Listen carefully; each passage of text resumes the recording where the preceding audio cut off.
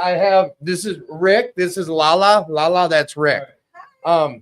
We talk step and tradition stuff on here. So it's an educational show. Are you gonna hang out at all? Yeah. Will you grab that speaker and pair your phone up to it out there so people can hear the show? Hold on, let me get the mic. Well, here, put this out there anyways, because someone will link it up. Probably Okay. Matt. Thank you, Lala. Okay, yep. All right, I gotta go live and start. Oh, we are live. Sorry, everybody. I'm just lollygagging away, and it wouldn't be the Attitude for Gratitude podcast if there wasn't some slacking off going on here. And I will work on that, as I always say. Like, we're working on it 3 years later, but that's what we get to do today. So there's a few things happening. We're down here at We'll Work for Recovery, 4026 Washington Avenue North. And we are open every day of the week. We've got meetings all the time, noon or 1 o'clock meetings. We've got 7 p.m. meetings every night. We've got 6:30 a.m. structured meetings. Wednesdays, we've got men's meetings and women's meetings at 5 p.m. And then after that follows the big meeting on Wednesday nights. So there's a lot of stuff happening. And also, a blast from the past 80s bash. We're having a big party. We'll every single show we'll talk more and more about it as more things develop. Main thing though is simply this. Everyone's welcome to come join. Everyone's welcome to be part of the events and to get involved, because that's how we do this thing together. We get involved. And there is Rob, Jared, Miss Gracie, Shy, EJ, and myself are part of the events board, the pack, and we've come up with that party. So it's going to be a bunch of events going on. We're going to have walking tacos, costume contest. It's going to be tons of different stuff. So also, if you're struggling, if you're dealing with the way life shows up, it seems to always show up no matter what we plan. If you're struggling, please get to a meeting. Come on down here. You hear us always talk about 2218, New Hope Allano, Fridley Allano, Blaine Allano. People talk about Freedom Works, and people talk about Serenity Village and Eagle Brook, all sorts of different things that you hear us share about. And at the end of the day, get involved. Find one of these places. Go get in. Oh, you got it. All right, I'm just sharing this right now, and then oh yeah, blah, blah, blah, blah. All right. And we will go live on Facebook or on TikTok here pretty quick. Dwayne's going to be on top of it. So I don't know. You guys know what it's like when I'm trying to do the show. I'm busy all over the map. Rick, I imagine if I look up, Rick's probably baffled looking at me like I'm an idiot. Sometimes I can be. But here's the thing. Rule 62. That's on Wednesday nights. That's another. You can find it on the same platform you're watching this on. Jake and Ryan have started a really good show. And what it is basically people that are in the meetings, they come in here after. You know, when I always say a free-for-all, kind of what we did last Friday, same thing. So he'll have 5 to 15 different people, meeting goers, hop in here and share about what's been keeping them sober and share about where they're at in their recovery. And like I said on the the TikTok videos, we share about everything and use over nothing. We come in these rooms, and myself, I came in here and I said there's not going to be a roadblock for me learning what I need to do to stay clean and sober. And I remain that way. A lot of willingness. I don't know. We talk about higher power stuff, and when I walked in these rooms, I didn't have a concept of a higher power, nor do I think I have one as much today. But what I know is I'm not the higher power anymore. And there is such a thing as a higher power for me. I can give all my issues and problems to, and just helps me to get through things. So I know I'm babbling off onto a different topic of what we're going to talk about. So we have Chucky the Soap Man. He's got the soap factory down here. Come on down, check that out. You guys were able to hear him come on the show. Rick was graced with him singing a prayer. Remember that was at the end of the show. But it's the Soap of Hope up in the Soap Zone factory. Chucky's always here. He's the guy with the biggest heart. Hello. And come on down here. You can watch the show. You see we have a window out there. All sorts of people come down and watch the show and get involved. And I just want to get to the show. I feel like I'm just babbling on way too much here. But I got everything shared. So that's what I'm going to ask you. And then we're going to get the show going is hit the share button and share it to your feeds. Tell people about the show. Hit the like or the subscribe or, thumbs up if you enjoy it. This is an interactive show. Rick's going to be sharing about a lot of stuff tonight. And if you have questions, as always, just go ahead and post them in the comment section. I'll do my best to interrupt him and get to the questions. I'm good at interrupting, as always. But it's an interactive show, so let's interact. We share about everything and use over nothing. Time for the new camera setup. So this one, we got this weird fisheye where it's like it's weird. I'll hold it up when I switch cameras, but it's not going to be that in this. What it's going to be is this right here. Jeez Louise, 6 minutes of me babbling. I apologize, everybody. But here we go. Here's the new camera. It's right up there. I mounted one up here. There we go. Boom, boom, boom. And so I was using this little guy here. It's a 360 camera, so I can put it this way and you see the whole table. Other than that, 1, 2, 3, 4. Welcome back to the show. Who are you, young man? Yeah, you're on. My name's Rick. I'm an alcoholic. Hey, Rick. Welcome back.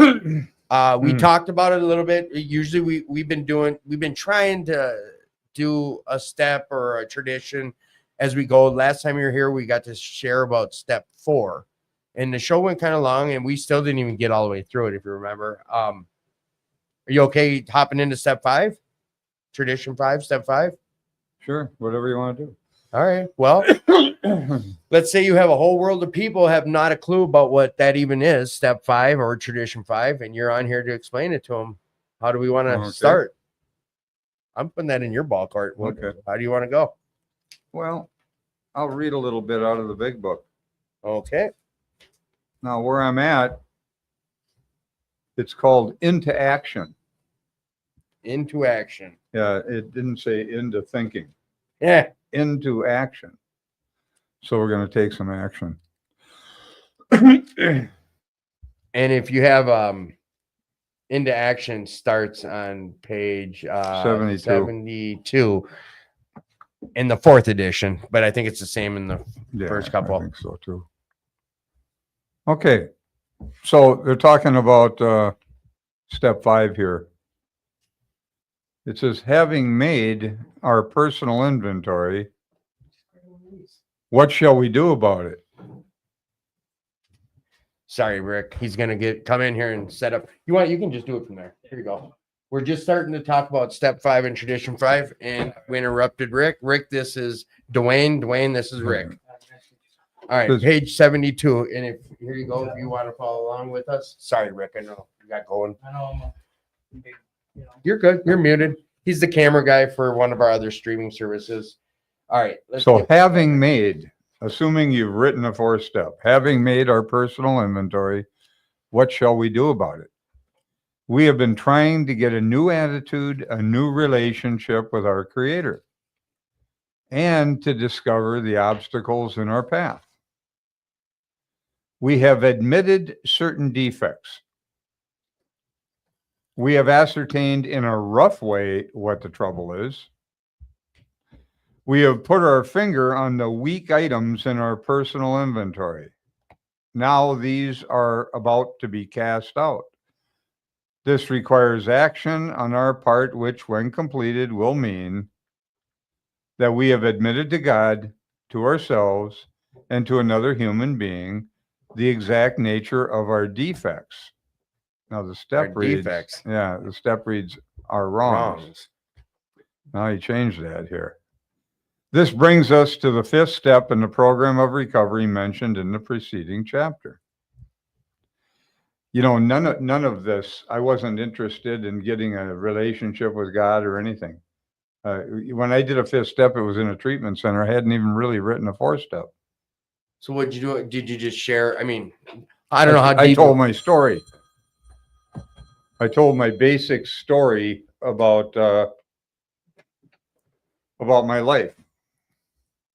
That's what you did for a fifth step. Was it with a priest or one of the counselors? Chaplain. Okay. Chaplain. Okay. Yeah, they do a chaplain on that stuff. They don't want any liability on what somebody might say. But that's what I did. I just told my story. But you know, as an atheist, I wasn't interested in trying to find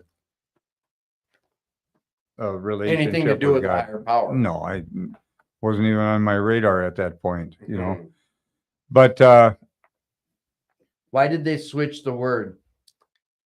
In the step it says wrong, and in here it said defect. defect. Why do you think they switch? The question is, why did they switch it? I don't know. You'd have to ask Bill that question, I guess. Has it been that way since the first edition, do you think? Is it read this way always in the I don't book? have the first I don't edition either. with I me, don't- or I could look. But Doesn't really wasn't matter. that at first? Isn't that a red? Little... No, it's a red. No, and it says the same in here. Yeah, but don't you have the original manuscript in the back? Or it wouldn't be in. No, That's it's just chapter 5 yes. anyway. Yep, Yeah. yep. Anyway, so so all I did was I just Told your story. shared my story with this guy, and he stopped me. He stopped me in the middle of it. He had me telling him what my childhood, go from there, you know, Yeah. and I was going along, and I wasn't too in depth, I don't think, you know, this is a long time ago, so it's hard to really remember it that well. But he stopped me, and he because I had mentioned that my mother died when I was 15. And then I continued to talk, and he stopped me and he said, "Wait a minute. You wanted a spotlight on Let's that. come back to that, because that's an issue." Okay. I didn't know it was an issue. I had no idea. But he got me to talk about something that I'd never talked about before. My family, when my mother died, I was 15. I was over there for a birthday dinner that she made me for my 15th birthday. She was drinking, and she was remarried to another guy. I was living with my dad from the time I was about 12 years old on. Now I'm just turning 15. Okay. And I'm over there for this dinner. My brother Dan was with me, and he was AWOL from the service. Oh, during this time. Yeah, he went into the service to avoid prosecution. Used to be able to do that. Right. They don't even want us now. You know, they don't want that kind of a lunatic. What he means is, like, you'd get in trouble, you'd go to court, and your consequence was you're going to the army, son. well, or they'd give you the option. Yeah. You know, You want to go to that jail sort of or thing. yeah. Yeah, and it worked to some degree. Yeah. I think it was effective. You know, so guys went in and they'd come out, you know, grown up a little bit. Yeah. So Some honor, dignity, whatever. So anyway, he was AWOL from the service. These things weighed heavy on my mother. You know, she felt responsible for her kids. I was in trouble a lot when I was a kid, in and out of courtrooms, in and out of jail. From the time I was 5 years old, I was stealing, you know. Right. I was constant. I'm the kid whose desk was in the hall in grade school. Seriously. I was just trying to have fun. I no discipline. I'm raised by my sister, who's 6 years older. And my mother's drinking. She's working nights. My dad's drunk, and he's working for the post office, gone for a week and then home for a week. So there's no discipline. It's just my sister, you know. Right. From Free the for time all, I was about basically. Like, 9 or 10 years old. you were able to do whatever you wanted. Yeah. Okay. So I'm up watching Johnny Carson at night, of course. Yeah. And then I'd go into the classroom and work out my routines. They didn't appreciate it. So they put me in the hall. Yeah. And it wasn't because I was mean. I was just disruptive to the classes. Right. I've been this way all my life. My humor has gotten me into trouble. Looking back at, Constantly was it throughout my life.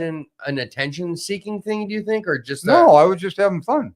You know, I wanted to have fun. I was playing around. I was working out my routines that I was making up, you know. And I had, you know, as I went along, and that's like, you know, 4th grade, 5th grade, this sort of thing. Yeah, young. And when I got into junior high school, I just didn't want to be in school. I have not participated in school since I was in 3rd grade. 4th grade, nothing. I didn't do any homework. I didn't turn in any reports. They kept passing me. Just to get me out of the class, I suppose, you know. But that's the way it was back Yes. then, you know. And Yeah. when I got into my junior high school years and then I was skipping classes constantly. I didn't want to be in school. They knew this. These people aren't stupid. Well, maybe they were when they tell you what this one guy said to me. Mhm. But anyway, in junior high school, I had a teacher say to me, and I think it might have been in a gym class. He said, "Wipe that shit-eating grin off your face." That's what he said to me. Teacher. He didn't like it that I was happy and I was screwing around. You got to take this seriously, you know. When I went to high school, different school completely, everything's different. Another teacher said the same thing to me. Same words. Wipe that shit-eating grin off your face. Isn't that something? They didn't like it that I was happy and having not fun. being serious about their stuff. And so I was in trouble constantly. So finally, the principal said to me, "We're going to expel you." This is when I'm 16, just turned 16, born in February, Roosevelt High School. He says, we're going to expel you. He says, now you're going to have to go over to South High and make up a couple of credits to get back in here. Was that like a summer school or No, that was just a consequence? different school. Okay. And I looked at him and I thought to myself, I'm skipping class all the time. Are you kidding me? You really think I'm going to go over to Right. another school and make up a couple of credits to get back into a school I don't want to be in? So this was a wrap for you. Well, it was so absurd. I looked at him, I just thought, I lost all respect for so-called intelligent, influential people. That was a vice principal. I just lost all, I just thought, this guy's nuts, man. But this is the kind of thing that would go on because they felt that they could change me. I'd straighten out, but I just didn't want to learn what they were teaching. So that's kind of the way I grew up. So my mother had married another alcoholic. She had sold the house to my dad. He had gotten sober when I was 11 or 12. And he bought the house from my mother and she moved into an apartment with this guy. She got married again. He's a raving alcoholic. Absolutely not much changed. And my mother's drinking real heavy too. And she was an alcoholic too. No question about that.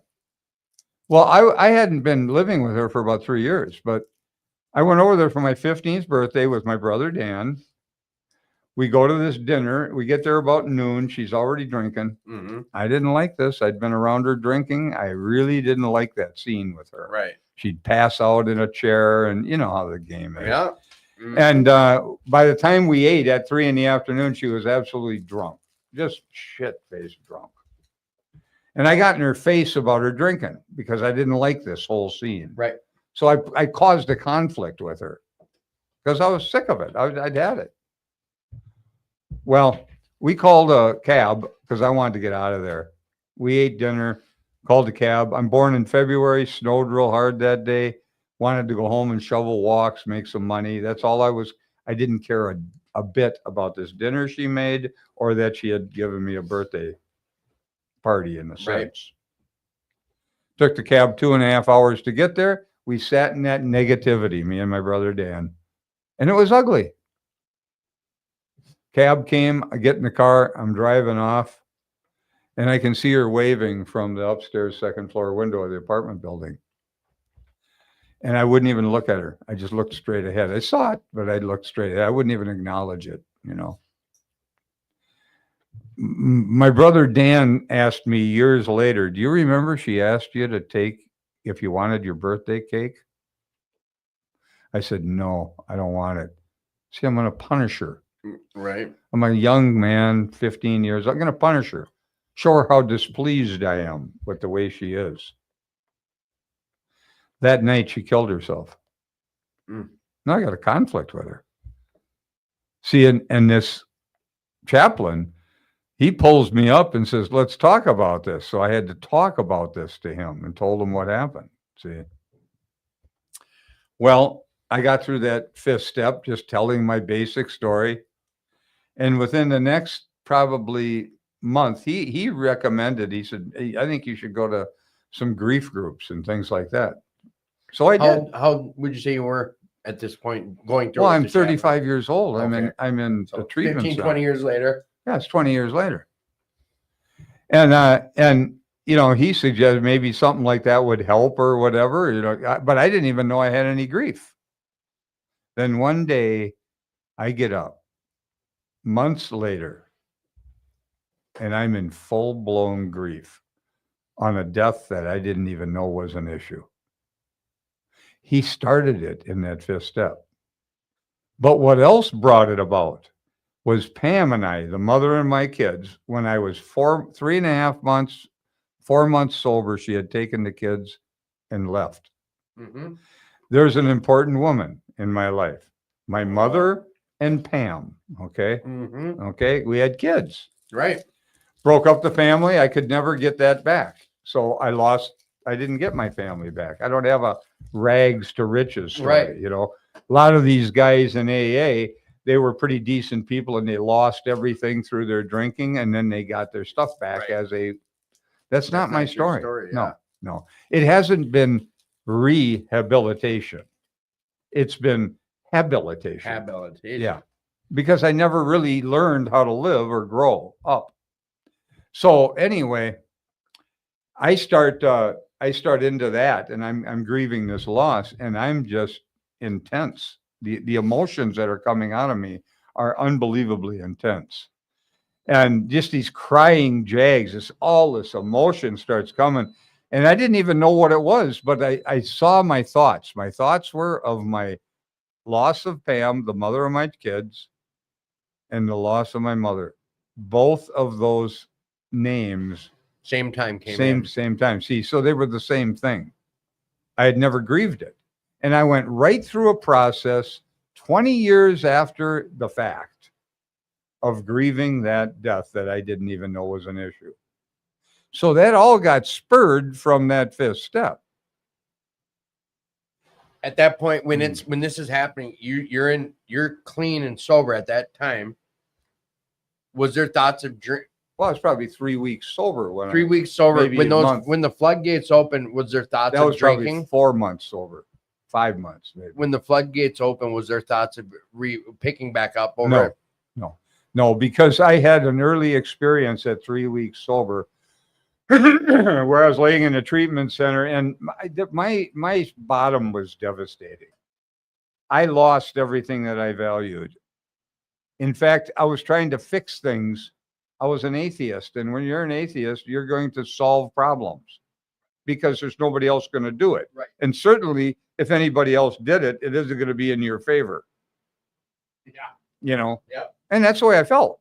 So I am controlling things and I'm trying to get what I want and make things go the way I want them. There was no other way. I mean, I've been living my whole life that way. I was self-sufficient. When I was very young, because my parents weren't there, I knew how to iron clothes. I knew how to cook. I knew how to do all kinds of, I was self-sufficient Basically, you're taking care of as a yourself. 9-10-year-old, you know? Taking care of yourself, That's not right. depending on anyone That's else. right. Right. So, and it's, you know, so I'm that self-sufficiency I took to the limits because as I was using, ended up doing a lot of crystal meth, ended up stopping drinking because the booze was killing me. And then I got into the crystal meth because I couldn't keep drinking. I was physically in withdrawal from the booze. And then I was going downhill with the booze at about 100 miles an hour. I was able to speed that up to about 250, right downhill, man. I've heard you share this before, and I don't know if you're going to get to it or I'm still in your thunder. We're at SNL one of the times I've heard Rick share a story, and I don't remember how you built it up, but you said to the audience, "You guys, I have a fail-safe way of getting off of alcohol. I know how to kick booze." Right. What was the answer? Crystal meth. Yeah. I never drank again. Yeah. 7 years later, I devastated my life. I couldn't get to a bottom with the booze. Right. Although I was there with the physical aspect of it because I was in withdrawal. Not heavy, not quite DTs, but I was there. Right. You know, and it was going to happen. Well, it's like my dad one time. He said, he was a real alcoholic. I used to watch him drink. He built a room in the basement. and he'd shake like crazy. He was physically. he needed alcohol. Oh, he was in withdrawal big time. One time he told me, he said he was shaking so bad he could thread a sewing machine while it was running. That's a good one. That is a good one. I've never heard that. Yeah. And he said he was sitting on his bed one time in his boxer shorts and his sleeveless shirt, his tank top, and he couldn't figure out if he was getting up or going to bed. This is where he was. This is what alcohol did to him. Reduced him to that. Yeah, that alcohol death is a. Oh, it's a mess. It's that's awful. that's good. It's a mess. That's The a great withdrawals word. from alcohol are devastating. Yep. So anyway, that's what that minimal fifth step did.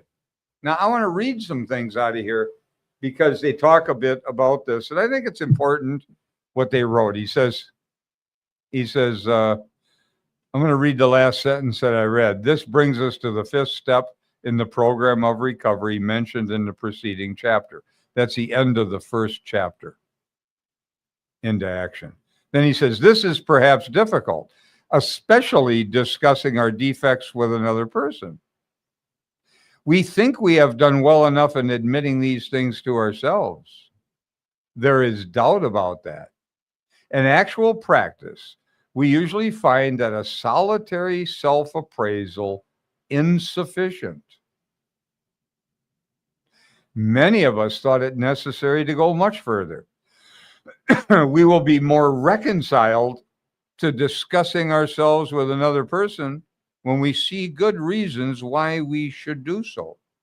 The best reason first. If we skip this vital step, we may not overcome drinking. That was not my issue. I had this profound spiritual experience at 3 weeks sober where I got to an absolute bottom thinking about my life and all the trouble.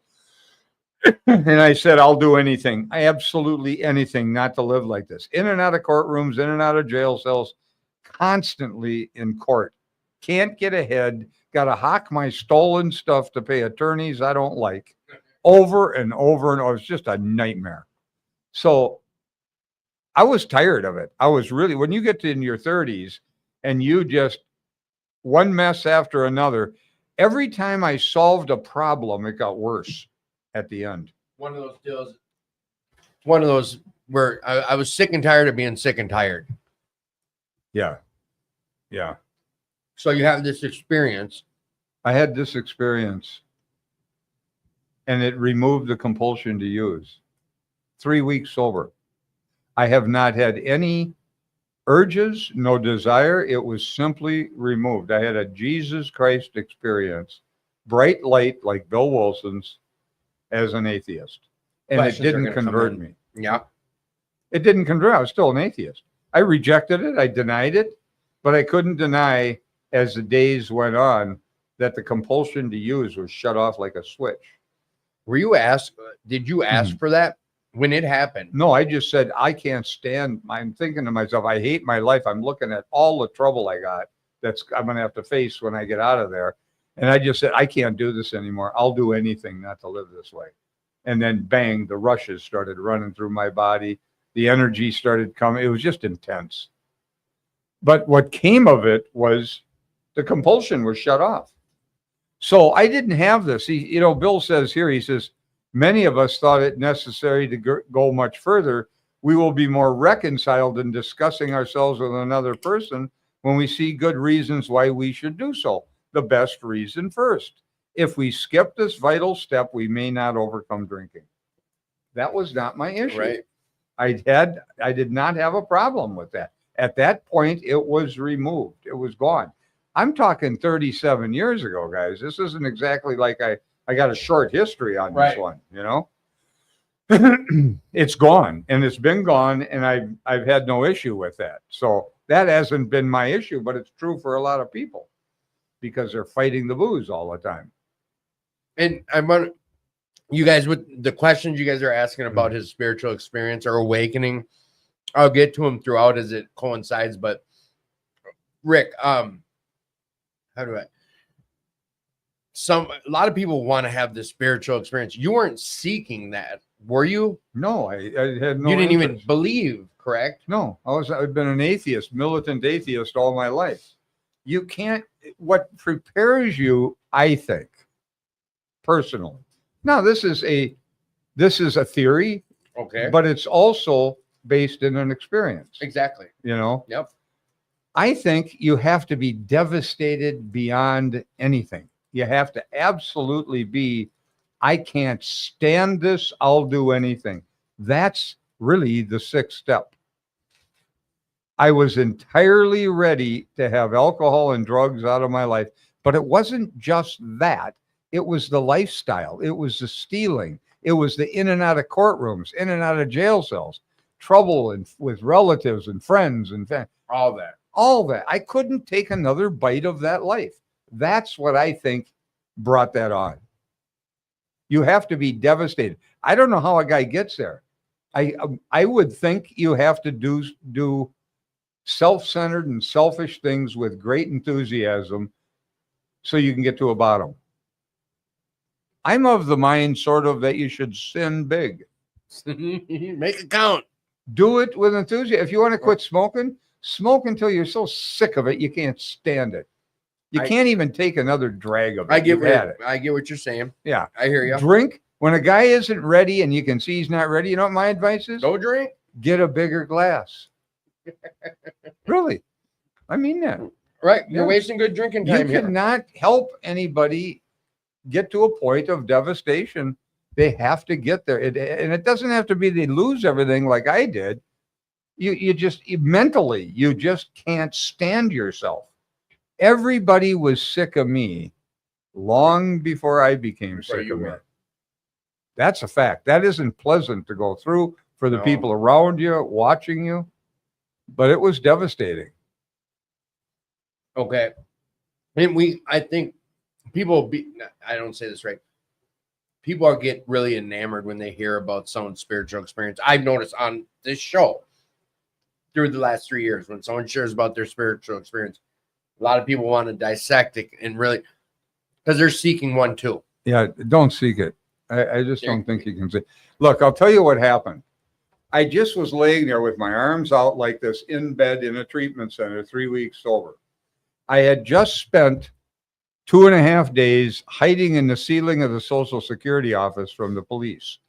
I had tripped an alarm. I was in there burglarizing the Social Security office, and I had opened up the computer room, and the cops came, and I went up in the ceiling and hid from them for 2.5 days. After being high, getting drugged up for the days. Well, I was Yeah, exhausted. there I'm we at go. the end of my speed Run, run, yep, 7 years of this. Yeah. With great enthusiasm. Trust me on this, you Yeah. know? So anyway. Yeah. So now I got out of there. I was seen going out, leaving. There were guys, workmen working on the building, but I was very concerned about going to jail on this thing. So I went home and I cut my beard off and cut my hair. I'm in withdrawal from all kinds of different drugs.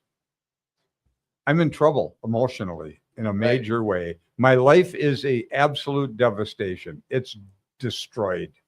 And I can't fix it because I've been trying to fix it. I fixed my relationship with Pam. She takes the kids and leaves. And then she came back, we got together, and then she left again later on.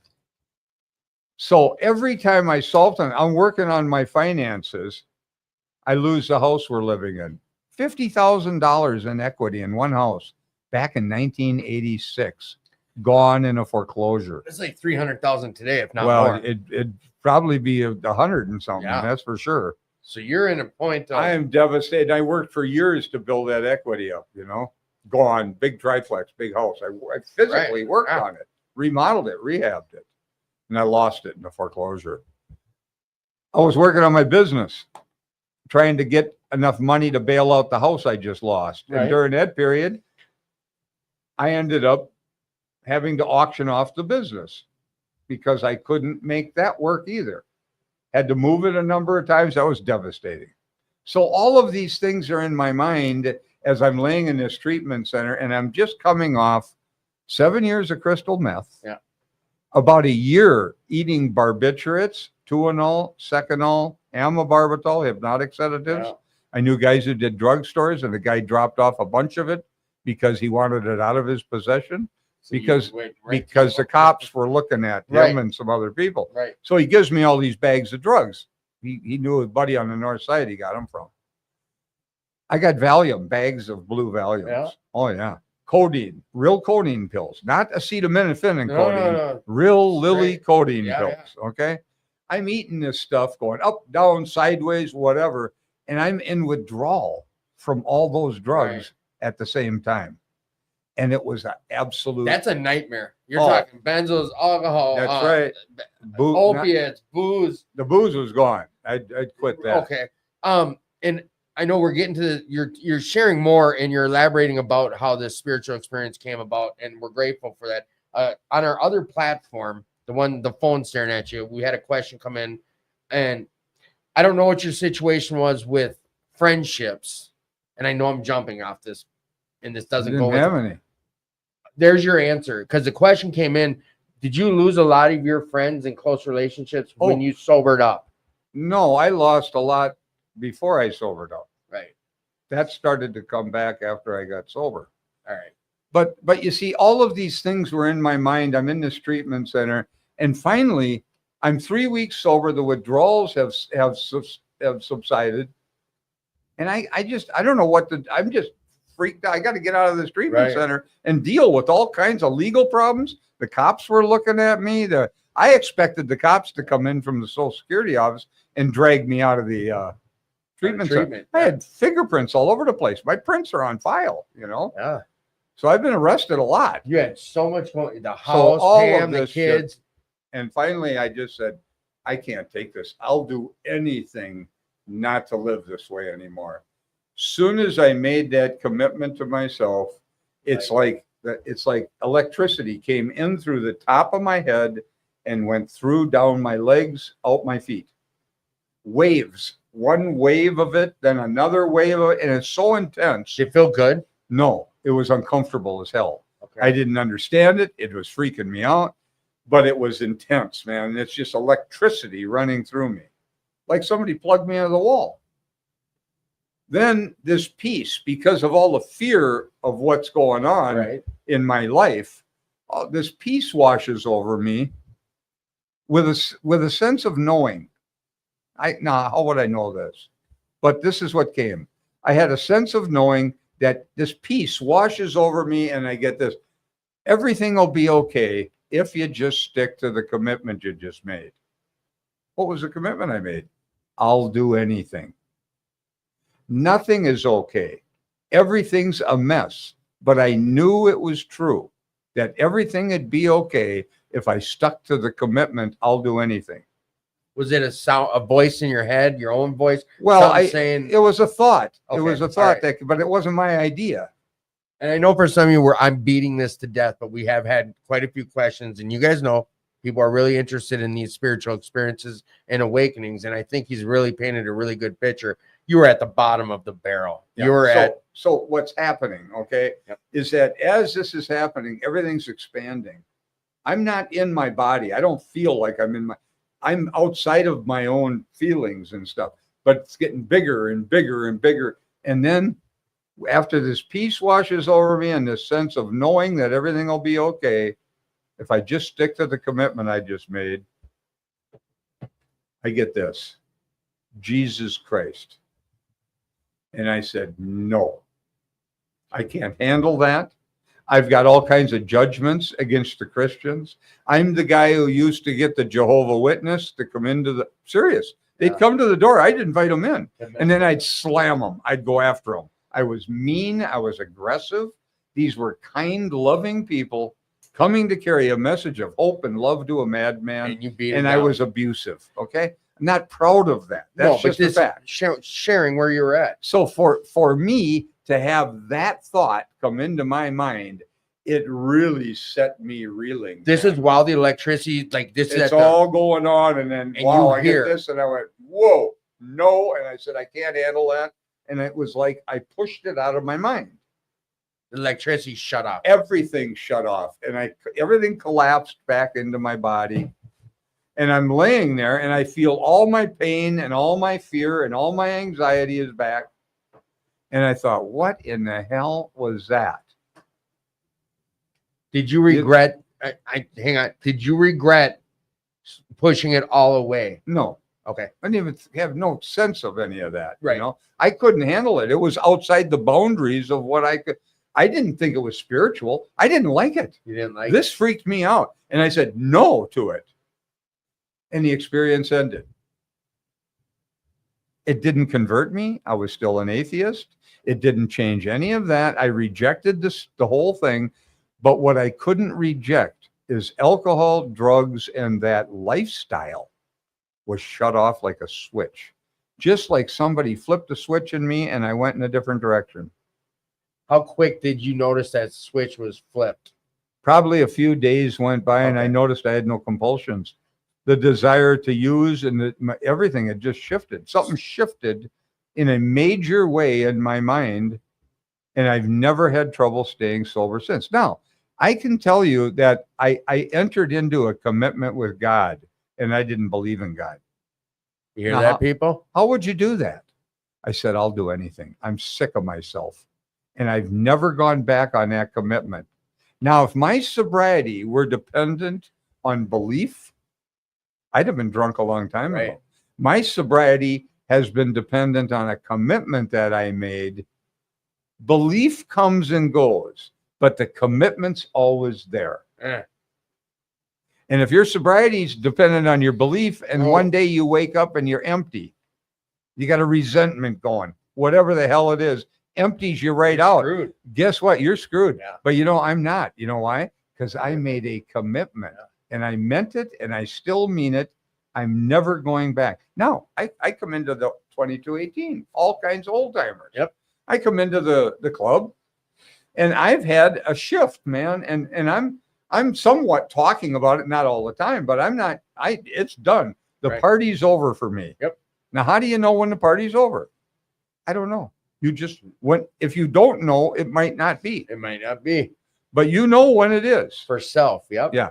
And I knew the party was over. So I'd be talking in meetings and stuff. The old timers, they were all 20, 30-year guys. I'm brand new. They'd say, you shouldn't talk that way. It's a day at a time. Now, I would never say anything negative to their face. Mhm. I wouldn't do it because To their face. I respected these Mhm. guys. But when I heard that more than once, I thought to myself, well, maybe it's not over for you guys, but it is for me. Now, I'm not saying you should say that, but I just knew it. You knew personally. It Rick was knew, it was a non-issue. I knew it was over.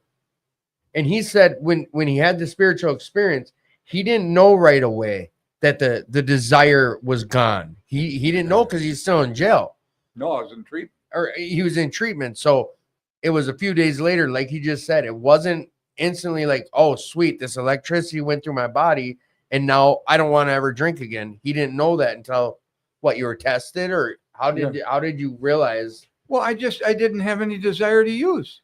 Now, you might look at me and think, well, then why would you go to AA? Isn't AA why would you? to keep from drinking? I don't know. Why would you keep going, Rick? Well, I'll tell you why I went.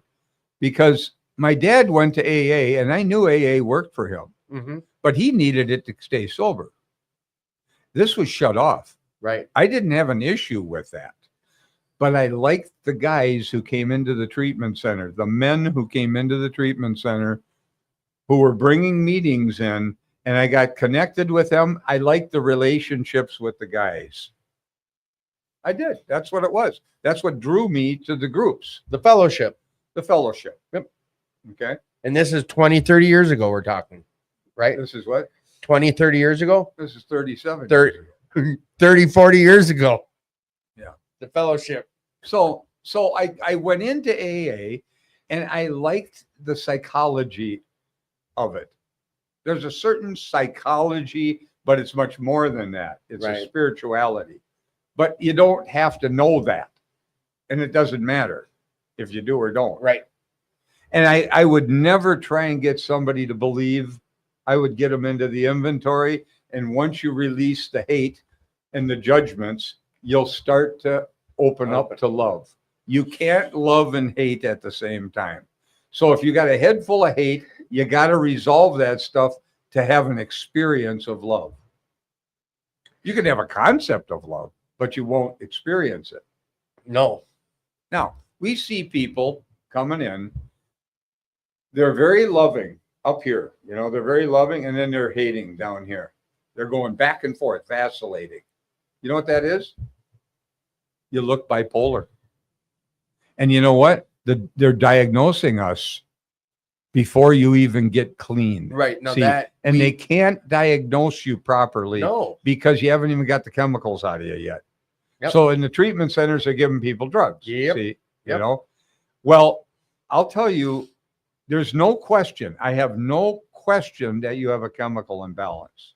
Sure. But why do you have the chemical imbalance? That's Well, when you're loving here and hating here and you're going back and forth, what do you think that does to the mind? It splits the mind. Okay. It literally splits the mind in half. You can't love and hate at the same time. So you can go back and forth. What does that look? Those are two extremes, aren't they? Oh, yeah. Love is one extreme, hate's another. Yeah. What is that going to do? It's going to imbalance you. Yeah. So now what if I give you a drug, let's say alcohol or any kind of drug, Come on. okay? And it makes you feel better. I'm going to want more. Temporarily, Temporarily. right. But it didn't change your mind at all. No, it just eased the pain for the moment. You still got the grievances, Still still got the hate, but it's covered. It's Yeah, covered up. yeah. And one day it's like taking the bomb out of your lap and sliding it under your chair. It's still going to blow, I like that. So you have to deal with the stuff that's kicking your rear. Is that when you say the psychology side of AA, that's what you liked? Well, I saw it. I saw this stuff playing out. These old timers at 2218, they were demonstrating these things in front of my face. They weren't telling me anything. They were sharing what they did. Right. And I wanted what they had. I sat down in that first meeting and I wanted what they had in the worst way. And then they'd tell stories, things that are killing me, and they're lighthearted about it. They're lighthearted. And I'm thinking, how the hell did you get from the pain I'm in to where you are? Because they're not heavy with it. They had the experience. They told the story. Went around the room like that. After about 6 or 8 of them, comes back to me and I'm thinking, man, how did you get there? I'll do anything to do it. Another one of those commitments. I'll do anything. I want out of this pain. Right. Okay. Well, open the big book, do the inventory, which is exactly what I did. Now, we're getting back, right? Yep. I was talking about my mother and the death. Okay? Doing your 5th step with And the guy, then and he brought it up. Yeah, and he brought that up. See, and then I come out of that treatment center. What was interesting about that death, that thing with her, is I had a conflict with her because I had gotten her face about her drinking. Mhm. And then she ends up dead. And then my brother asked me, do you remember that she asked you to take your birthday cake? And I wouldn't do it. So I had that. Did you remember it? That It she came asked? baake to me after Okay. he said that. Yeah. This is years later, Right. Repressed. And I thought, wow, I'd forgotten all about that conveniently, Yeah. So these things are stored inside of us and it has to come up and come out. And if I started that grief process and that went on for a year and it subsided, got less painful, less emotional, less intense as the events happened. And I would suggest if you're having that, let it come out. Don't push it down. Don't sit on the bomb Don't under the hide chair. it. Don't push it down. See. So you brought something up, and I know I'm pressing rewind on our conversation. In treatment facilities, when they're giving meds out, before people are even sobering up, sometime in detox, they're putting people on meds. I know. They're trying to make them manageable. I understand why they do it. I mean, it's difficult to deal with us. Yeah.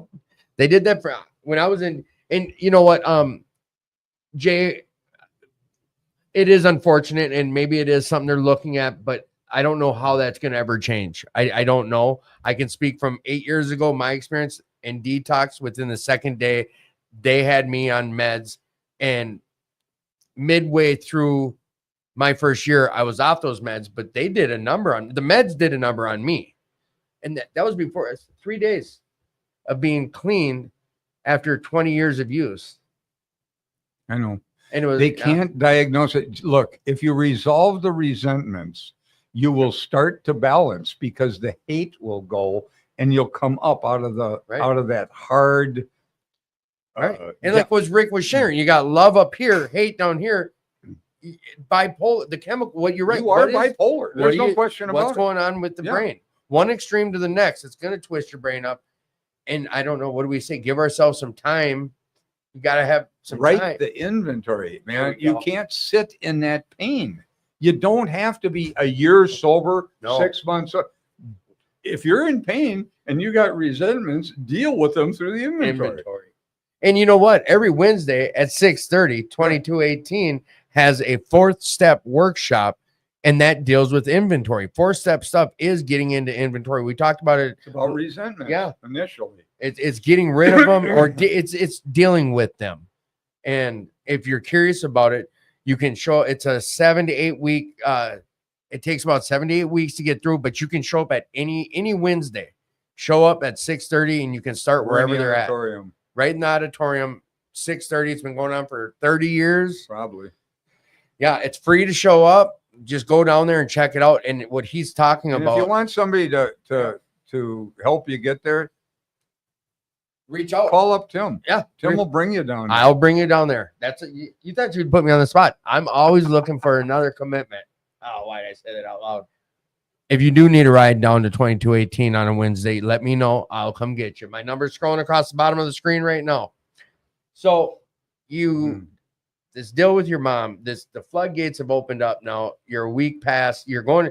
I think you shared about it 2 shows ago, and you just brought it up now. You're in these meetings at 2218. These old timers are sharing about things that were not killing you, but what their experiences they're sharing about. You were couldn't things that I was dealing with right at the moment that were very painful. and making you miserable. And these they guys are weren't saying, painful. and They weren't in pain over theirs. no, was that a point in time? Were you resentful towards them hearing that? No, And it gave me hope that, my God, that was a demonstration of the 3rd step prayer. Their difficulties had been taken away. In the middle of the 3rd step prayer, it says, take away my difficulties, that victory over them may bear witness to those I would help of God's power, God's love, and God's way of life. So their difficulties had been taken away, and victory over their difficulties was bearing witness to me that the program worked. They literally were demonstrating the 3rd step prayer. I'm sure nobody even thought about it. I saw it later on when I looked back on it. I didn't know that's what was going on, Right. but it was impressive to see and to be where I was and where they were. Right. They were witnessing to the power of the program. See, in early recovery, there was times I look back now, and so half the time I was like, yeah, bullshit. But when I'd see stuff like what you're sharing about, I'd hear guys share about something that traumatic, but they weren't traumatized. No, that's not the right way of wording it. But something similar to what you're saying. They're sharing about something I've dealt with, and I'm miserable over, and they're lighthearted. Yeah. And they weren't telling me to do anything. No. They were literally just showing me Yeah. what happened to Yeah. them. It impressed me. Yeah. So I want to get back to Yep. the reading here. Here's If you guys have further questions about that, feel free to post, but we're going to keep her moving on this. okay. So the best reason first, if we skip this vital step, we may not overcome drinking. Time after time, newcomers have tried to keep to themselves certain facts about their lives, trying to avoid this humbling experience. Yeah, who wants to talk to anybody Right. about this? They have turned to easier methods. Mm. Yeah, half measures Yeah. will avail us nothing. You don't get half, you get nothing.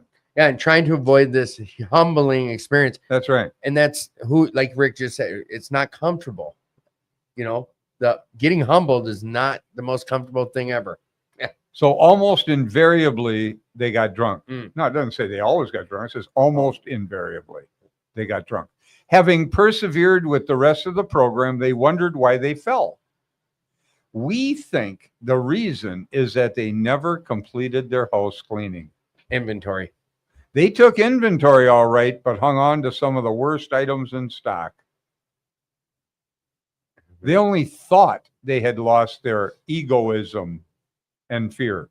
They only thought they had humbled themselves, but they had not learned enough of humility, fearlessness, and honesty in the sense we find it necessary until they told someone else all their life story. All their life story. Italicized words are very important in this. And Yep. he read, they only thought.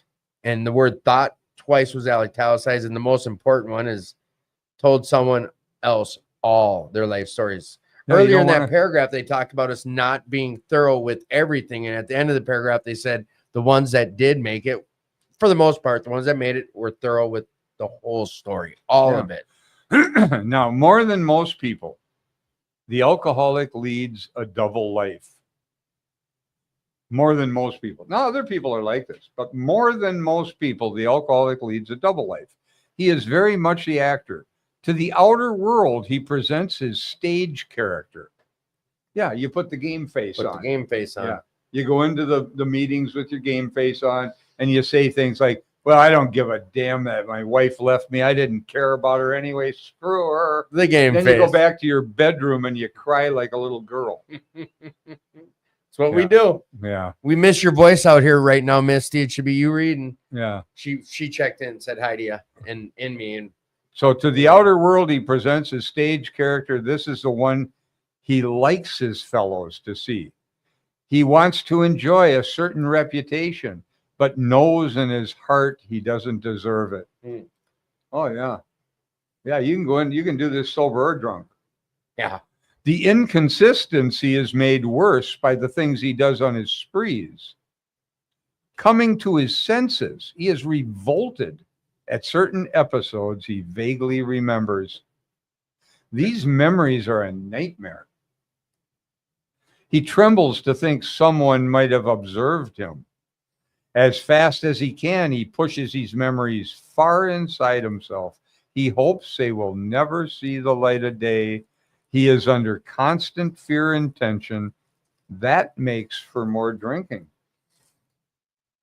Keeps You on ever burying it. you ever just regret something you did? You know you did something really shitty.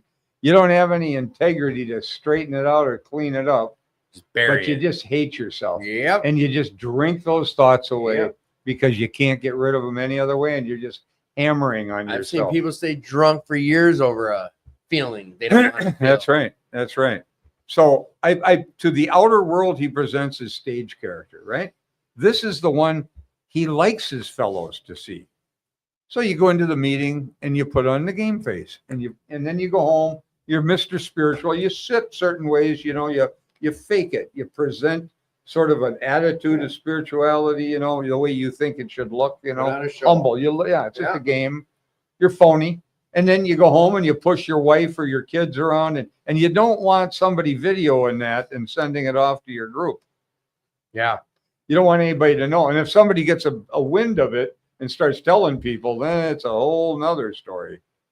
Have to leave the group, So, yeah, he wants to enjoy a certain reputation, but knows in his heart he doesn't deserve it. Yeah. So down at the bottom paragraph it says, psychologists are inclined to agree with us. We have spent thousands of dollars for examinations. We know but few instances where we have given these doctors a fair break. We have seldom told them the whole truth, nor have we followed their advice. Now think about that. I go to a psychiatrist or a psychologist, okay? I spend thousands of dollars for these examinations. I don't tell him the whole truth, and I don't follow his advice. And then when it doesn't work, I don't pay him. Yeah. I just don't pay him. That's the way that works. Yeah. Unwilling to be honest with these sympathetic men, we were honest with no one else. Small wonder many in the medical profession have a low opinion of alcoholics and their chance for recovery. That's the way this looked back in the 30s. Hasn't changed much, I'll tell you that. So we must be entirely honest with somebody if we expect to live long or happily in this world. Rightly and naturally, we think well before we choose the person or persons with whom to take this intimate and confidential step. Person or persons. Did you hear that? I've never thought about that, but I've always been under the impression it's just a person. No. One. You can do this with a number of people. If you can't tell this guy everything, then tell somebody, but at least you're telling someone. Right. Maybe there's certain aspects of your story that you're afraid of going to prison over or being found out, or, you really got to watch. They're very careful about who you talk to. They're going to talk about that in a minute. Good. This intimate and confidential step. Those of us belonging to a religious denomination which requires confession must, and of course will want to go to the properly appointed authority whose duty it is to receive it. Though we have no religious connection, we may still do well to talk with someone ordained by an established religion. Why? Because they're bound by anonymity. Yep. They can't spread it. Okay? That's why a lot of times, No matter what it is. no matter what it is, Yep. go share it with a priest in a confession booth, whatever. We often find such a person quick to see and understand our problem. Of course, we sometimes encounter people who do not understand alcoholics. Of course. Why would they? Yep. If we cannot or would not rather do this, we search our acquaintance for a closed-mouthed, understanding friend. This is really important because, lots of guys say, oh, I just got to tell my buddy in AA, I'll do a fifth step with him, and then he spreads it. Or he Right. says something to somebody. Man, I'd be very careful about who you do this with, And if especially around, I don't care if it's your sponsor or not. And if you've been in these rooms long enough, you've heard. I don't mean to even say that, but I've experienced that. Yeah. I've experienced someone sharing someone else's fifth step items. So, like Rick said, be very cautious and careful. And if there's my suggestions, if there's a question in your mind about it, go to a priest. Perhaps our doctor or psychologist will be the person. It may be one of our own family. Now, this is a dangerous one. Yeah. But we cannot disclose anything to our wives or our parents which will hurt them and make them unhappy. We have no right to save our own skin at another person's expense. Such parts of our story we tell to someone who will understand yet be unaffected. The rule is we must be hard on ourselves and always considerate of others. I know a guy who went back to his mother. He wasn't doing a fifth step, but he was doing an amend. Mm-hmm. And he went back, this is years ago, and he told me, he says he started telling her all this stuff he was doing. She stopped him in the middle of it and said, I don't want to know all this. Yeah. There was a perfect example Yeah. of what we just read. Yep. There's a difference between making an amends and doing a fifth step out there, guys and girls. There's a big difference. Notwithstanding the great necessity for discussing ourselves with someone, it may be one is so situated that there is no suitable person available. Well, that's probably, back when they wrote this in the 30s, I'm sure that was true. But today, I think you can always find somebody, that's kind of going by the wayside. He says, if that is so, this step may be postponed only, however, if we hold ourselves in complete readiness to go through with it at the first opportunity. We say this because we are very anxious that we talk to the right person. Interesting way of saying that, isn't it? You want to get it off our chest. That we are very anxious that we talk to the right person. It is important that he be able to keep a confidence, that he fully understand and approve what we are driving at, that he will not try to change our plan, but we must not use this as a mere excuse to postpone. When we decide who is to hear our story, we waste no time. We have a written inventory. Yeah, you don't do this in your head. Mm-mm. No. And we are prepared for a long talk. We explain to our partner what we are about to do and why we have to do it. he should realize that we are engaged upon a life and death errand. Most people approached in this way will be glad to help. They will be honored by our confidence. Mhm. So now all of that has just been talking about how to pick the right person. I wouldn't just do this without some thought. Right. Now, here's the only instruction in the big book on what to do. We pocket our pride and go to it, illuminating every twist of character, every dark cranny of the past. That's the instruction. We pocket our pride and go to it. Set your pride aside. Illuminating every twist of character. Yeah, admit it. Every dark cranny of the past. Let it all go. Once we have taken this step, withholding nothing, we are delighted. And some people call these the fifth step promises. We can look the world in the eye. We can be alone at perfect peace and ease. Our fears fall from us. We begin to feel the nearness of our Creator. We may have had certain spiritual beliefs, but now we begin to have a spiritual experience. The feeling that the drink problem has disappeared will often come strongly. We feel we are on the broad highway walking hand in hand with the spirit of the universe. Mm.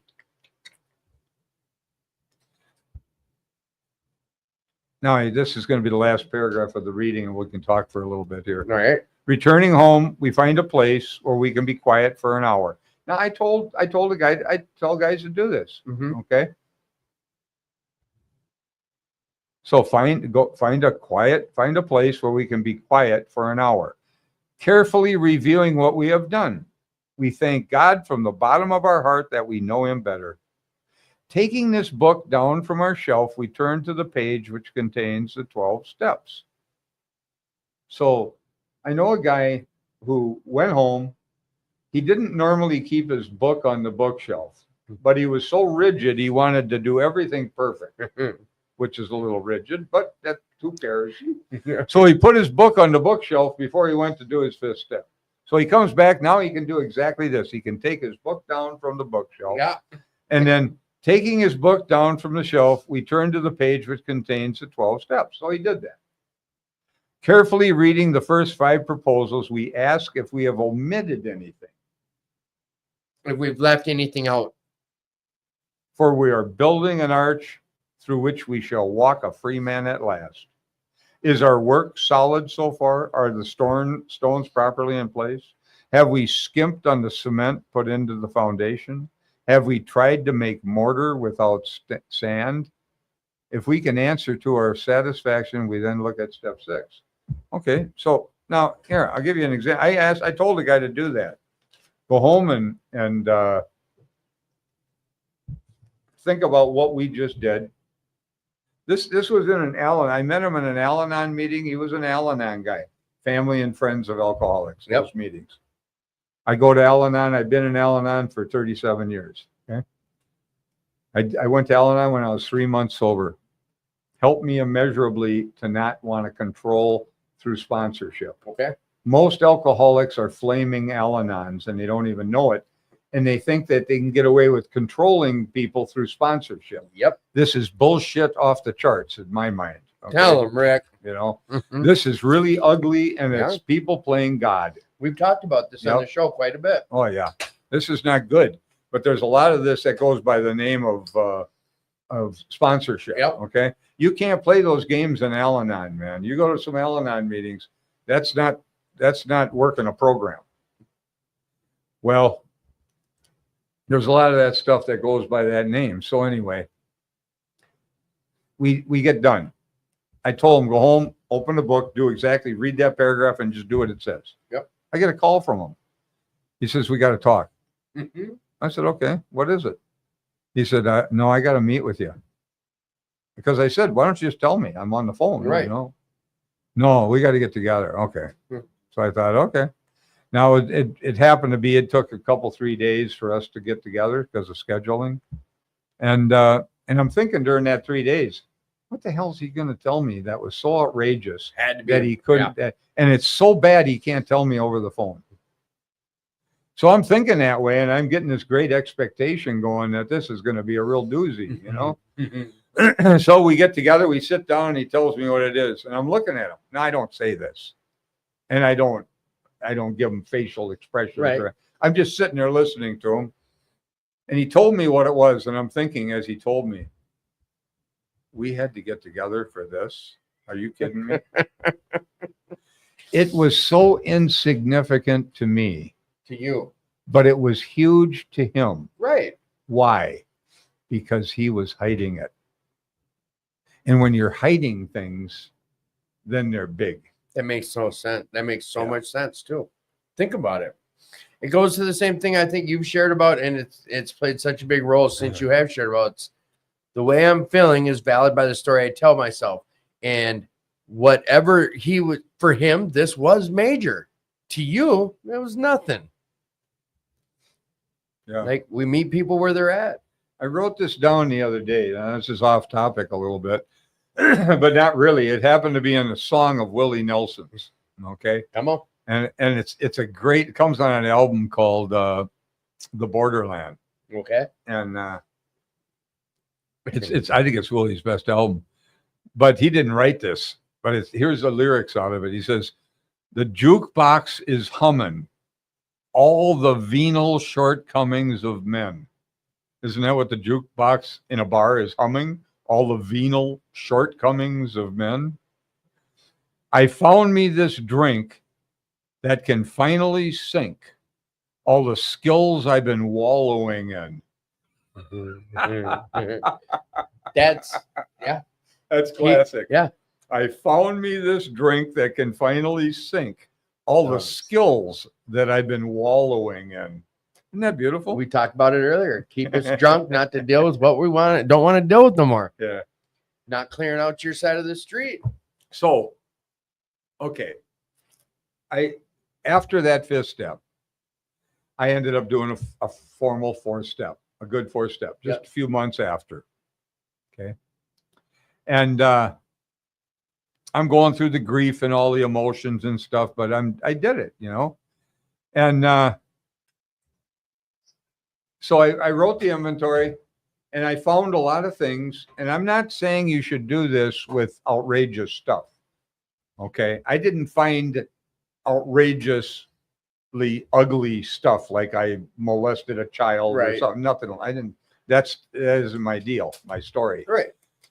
But it is some people's. Okay. Uh-huh. But Yep. these things are not acceptable to share in meetings.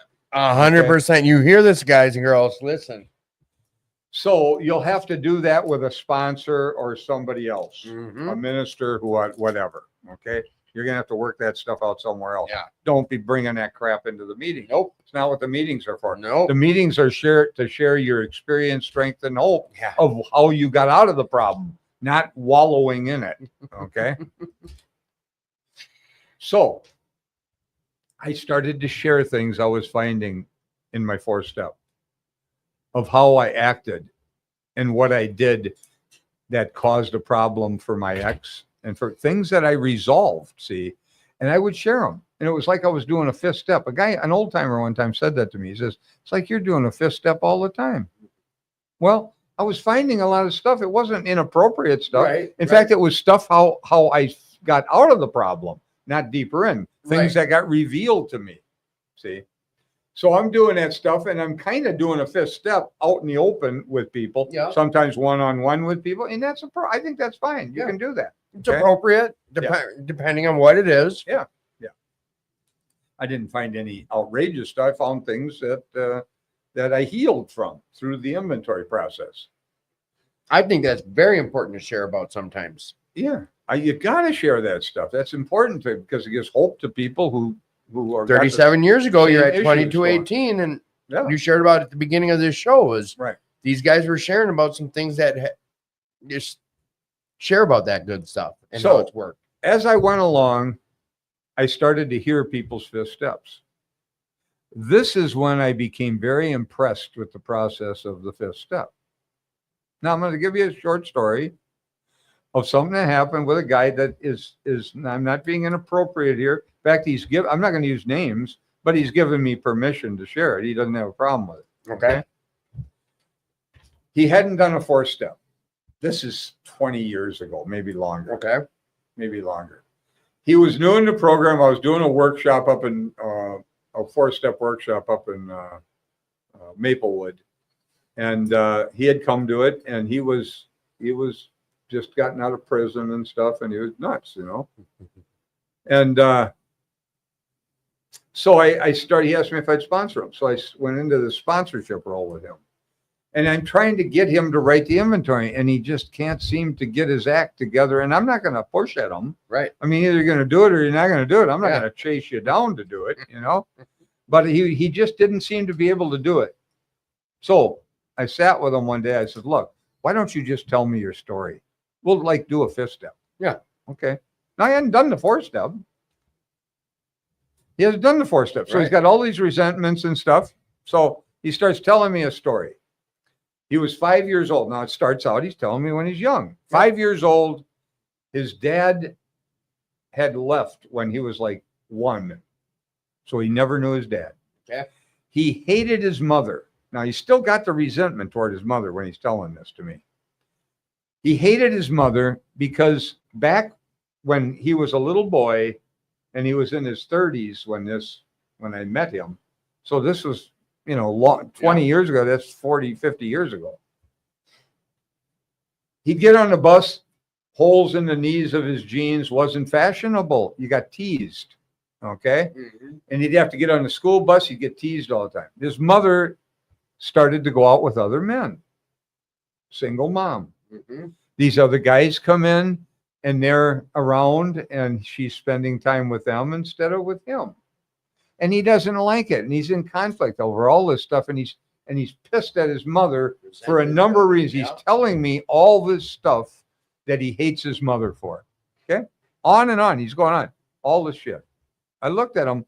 Now I'm not smart enough to do this psychologically. This is not of my mind. It came through. Okay. I didn't think about it. It just came out of my mouth. I'm sitting there listening to him, and I looked at him and I said, it must have really been difficult for your mother. And he just looked at me, his eyes got, he said, like, aren't you listening to what I'm telling you about how bad she is? I don't know why I said that. And then I said, it must have really been difficult for your mother to raise a little boy who hated her so much. Now, you might not think much of that, but he was raising his daughter. And the mother was crazy. And he had just gotten out of prison and ended up custody of that kid who was only a year or two old, a couple of years old. And the mother was that nuts. So they had to do something with that kid gave it to him.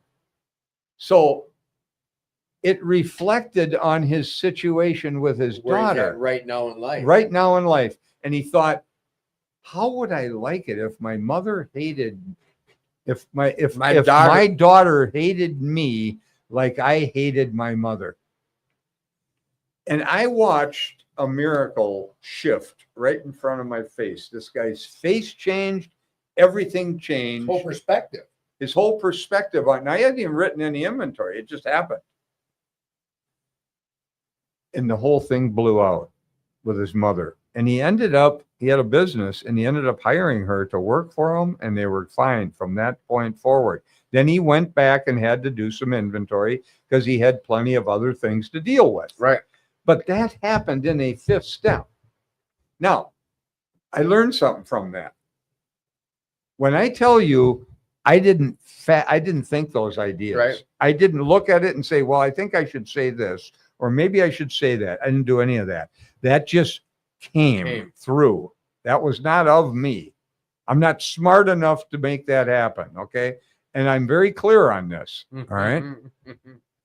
So now, when I hear a 5th step, I listen to what the guy's saying, but I listen inwardly to what comes into my mind as I'm listening to him. He's doing the 5th step.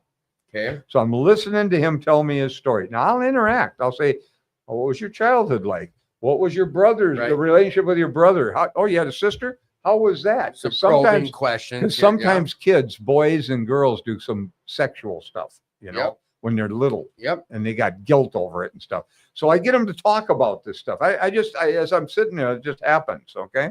I don't just sit there like a lump on Right, a log, no. Yeah. So Probing questions. yeah. So I'm asking them, I want to know, I want to get some perspective on things. Okay. I used to think I had to know certain things. Like, for example, he'll tell me his whole story, right? Takes a couple hours to get a guy's story. Yeah. Oh, down. yeah. Then if he's written an inventory, he's got inventory sheets that he's written. I have him after we meet for a couple hours, the initial 5th step, his story. Yep. And I interact with him. Then I go over each resentment story. We meet again and we might go over 1 or 2 in an hour, maybe just 1. It depends. Uh-huh. I don't rush this. And then this is a real commitment, man. This isn't something you can, Being thorough. Yeah. if he's serious and I'm serious about doing this, I'll give him that, Then we'll go over each resentment story. And often the stories he tells me of why he's resentful doesn't match the original story he told me in a general way. You following me? Yeah. He told me his story generally, and then we get into the resentment that's specific. And often the story doesn't match what he told me. Now, I used to look at it and I'd say, well, wait a minute, you told me this last week, You and correct them. I'd try and catch them. Right. I stopped doing that. I don't think it's necessary. I used to think I had to meet with him pretty soon after the first initial story because I wanted to catch him and see, I thought I was a psychiatrist or something or whatever the hell I thought I was doing. That's not necessary. I'll tell you what it is. I listen inwardly as he's telling me his stories. Sometimes I get a thought and I say, and when he's just telling me his general story, not in the resentment ones, just the first time I meet. So I'll get a thought sometimes and I'll think, I used to think, well, that doesn't even make any sense, so I'll just let it go. I don't do that anymore. If it doesn't make any sense, it doesn't mean that it doesn't make sense to him. So it comes into my mind. Right. I'm listening inwardly. Yeah. Okay. While he's talking. Yeah. Yeah. I'm listening to him and I'm listening to what's coming in my mind. And I'll stop and I'll say, hey, this just came into my mind. I don't know if it means anything, but it might. And then I'll share it with him. Maybe often it means nothing, but every once in a while it's significant. And if you don't share it, if you're going to edit your thoughts as it's happening, then you will blow it. Okay. You're missing an opportunity for the Spirit to work through you to him. There you go. Spirit working through you. Yeah. It's not of you. It's through you. You're putting yourself in a position to let the Spirit come through you. That's what I've learned how to do 5th steps now. This evolved over time. Right. Okay. So that's what I do. So when we get to the resentment stories, now he's telling me maybe a story about a resentment. And I'll say, well, did you resolve that? How do you feel about that person now? He says, well, it's great. No problem. I see. Great. So go to the next one. Okay. Tells me that one. Now I had a guy that I was doing a 5th step with that I was sponsoring. He wrote 8 months of inventory. This guy had a real problem. He wouldn't stop writing, man. It was just absurd. Like he wanted to be bad. Okay. Right. I'll just keep writing how bad I am. That's not the process of inventory. Okay. Mm-hmm. The process of the inventory is to see the other guy's innocence that you're angry at, not your own hatred for yourself. To see the other guy's innocence of who you're angry You with. see that the resentment that your story isn't accurate. Right. Do you, I know you just said because you let the Spirit work through you, or the guy tells you his story in a general way, and then it's different when after doing inventory. Yeah. Do you think a lot of that's him growing through? Is there growth there on their part, or are they just bold-faced lying? I think they're just delusional. I don't think they're lying. Okay. They're more emotional about those resentment stories than they were in the general story. Right. Okay. See, and over here in the now, resentments, they got details. They can now we're into a different level of it. See, so then this one guy, he wrote 8 months of this stuff. Okay, and we come across now. I'm telling you, I did a 5th step with him every week for 8 months. Every week we met And I went through That's every insane. sheet that he wrote. I know, but I did it. And one day he tells me the story, and I said to him, "How do you feel about that one?" He said, "I'm still pissed." I said, "Really?" He said, "Yeah." I said, "Look at what you wrote." Now, he wrote it 8 months earlier. This was one of the first ones he wrote. Okay. He wrote something down on that piece of paper Yeah. 8 months earlier. It didn't sink in when he wrote it. Now he's sharing it in a fifth step months later, and he's still angry about the thing, yet he wrote the solution to Right. the anger right there. It was right in his writing. He wrote it. I said, "Look at that again." And then he read it and he went, "Holy shit, I wrote that." Right. It astonished him.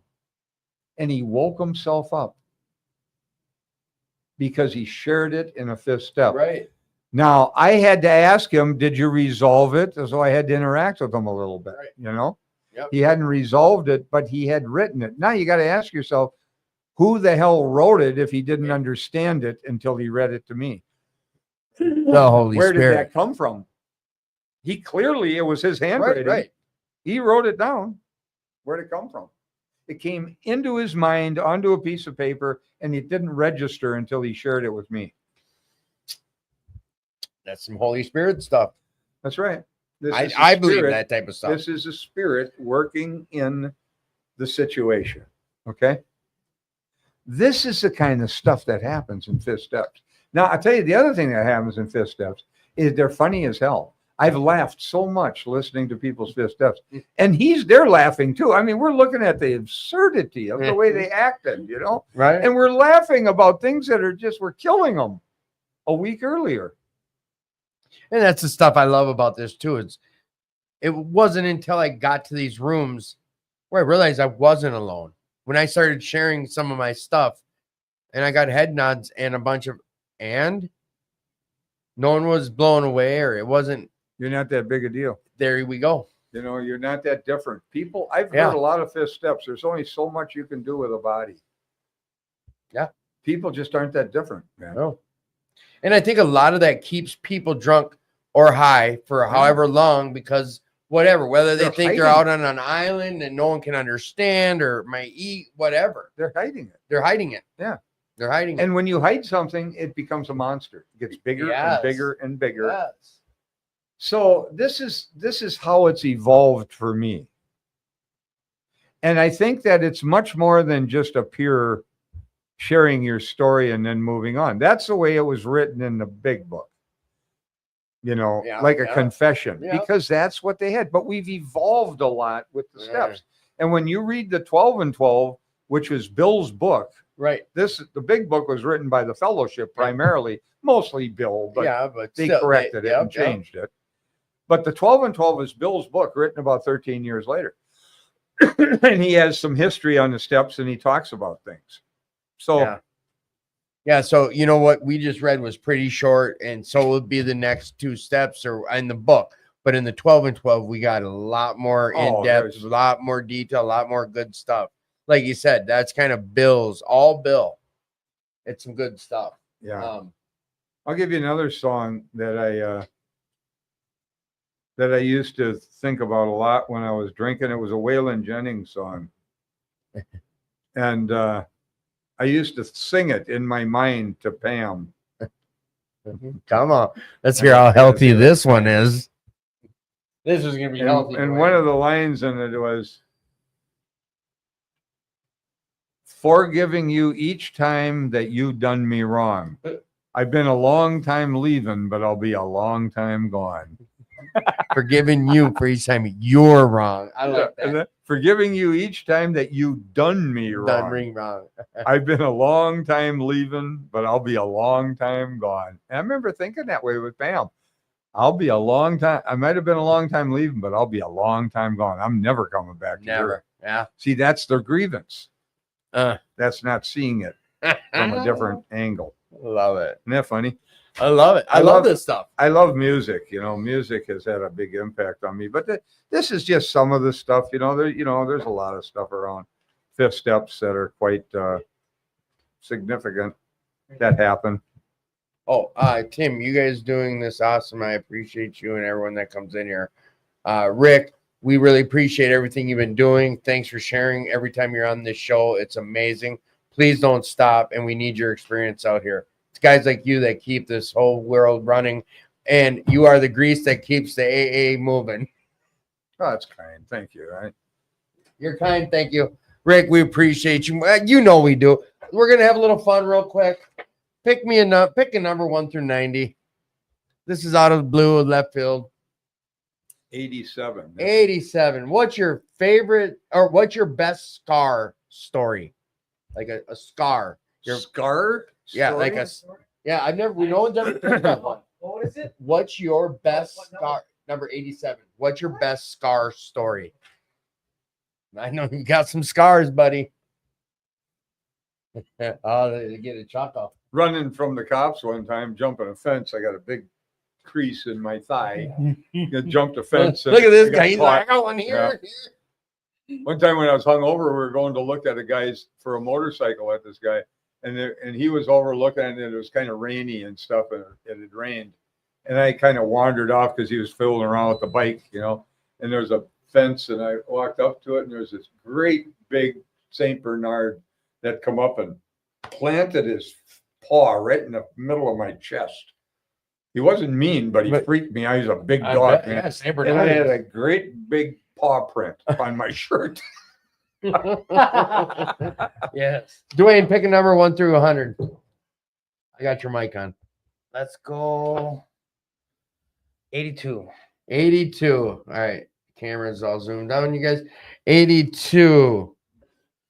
What is your favorite musical instrument?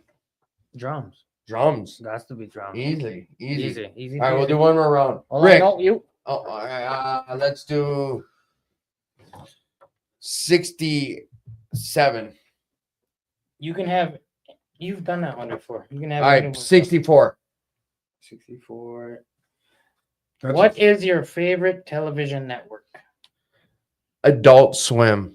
That's very good. Adult Swim. You know what's funny about 64? When he read that, when he said it, I thought, there was a song that Paul McCartney wrote during the Beatles era about will you still need me? Will you still feed me when I'm 64? Remember Oh, I that forget. When I'm 64. song? You yeah. know that his wife left him when he was 64? Oh, what a dick punch.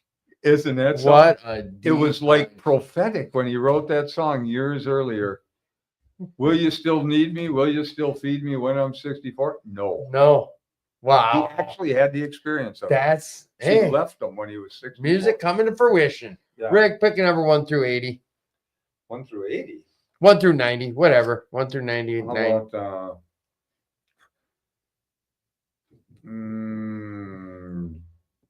22?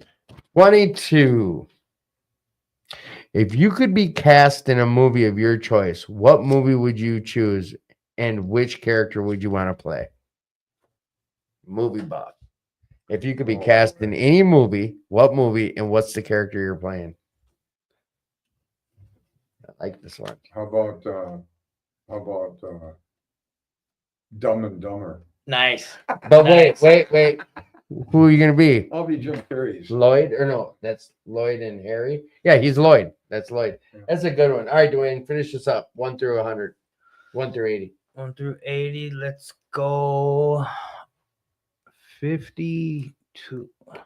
What was the least favorite food as a child? Do you still hate it or do you love it now? Bananas.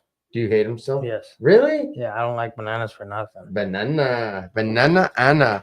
All right, well, kiddos, we had a great show. Rick came in and really shared about some good stuff. I know we went in pretty hard about the spiritual experience, which is what we get to do. I know that the audience, you guys really like hearing about that stuff. And I get it. I still get not so much as, I don't know if intrigued is the word, but if you haven't had one, you're want one really bad. And if you have had one, you see how someone else's is. I don't know. Everyone's. Your ego's got to be devastated. Oh yeah. Your ego just has to be beaten. Yeah. I agree with you. Yeah. I agree with it. Wasn't until in a way for me, it was a deal where I felt like, all right, I'm done. It was, I don't know how to explain it. It was almost like a step one right before it happened. Was like I was at a step one where I just knew I can't do this no more. But I also share about always like I feel like I took a loss, like some ego part of me. It was like if I admit to this, I lost. I don't know why. But once I knew, and it was like I threw my hands up. I think it's this idea of sacrifice that you got to give something up. Of value. Sacrifice is a big one. Yeah. You got to give something of value up, and you find out as you come in that really you gave nothing up. No. and you Oh gained no. everything. No, you're right though. My brain tells me all these stories, but over Gotta time, lose no, something. no. So, hey, if you're out there struggling tonight, just please reach out. We shared about some stuff. You've heard the experiences Rick sharing about 2218, almost 40 years ago. There's places out here that have helped save lives. We don't keep them all to ourselves. We share about them and we tell everyone about them. That's 2218 First Avenue South. Go check it out. There's meetings there every day. Wednesdays at 6:30 p.m. in the auditorium. There's a 4-step workshop. It's ran by Rick and Misty. And is Jesse still doing it with you? Jesse, yeah. Yep. And they provide the reading for you. And if you have a big book, bring it. If not, they got Bring it anyway. bring it anyways. But we do this thing together. You don't really hear many of us talk about, I did it all by myself. Me personally, I speak from experience of I did it with someone else. And like Rick said, the fellowship is a big part of why I'm here and still here. And my suggestion is get linked up. Whatever, that's not what I want to talk about. We'll work for recovery for 4026 Washington Avenue North. We've got stuff going on here every day. Wednesdays, 5 p.m. There's a good men's meeting, crosstalk at 5 o'clock, and a women's meeting. They're basically just accountability meetings. They're not as one fellowship or the other. What they are is we come in and hey, how's your week going? Anyone need anything? What's going on? What have you been doing to change whatever you were sharing about that you wanted to change? A lot of stuff happening down here. August 9th. We have got a blast from the past 80s bash. We'll work for recovery. We are going to have a party. It'll be right after the walk and talk on that Saturday. And walking tacos, DJ, retro or 1980s dress up contest, game, fun, bonfire outside, all sorts of good stuff. We'll be talking more and more about that as time goes. Other than that, like, thanks for tuning in. If you want to be involved with the show, if you've got ideas for the show, reach out to me. My number's been going across the bottom of the screen. But other than that, like, you're worth this stuff we talk about. Get involved, find your way, find this recovery life, and we love you. Till next week. Bye.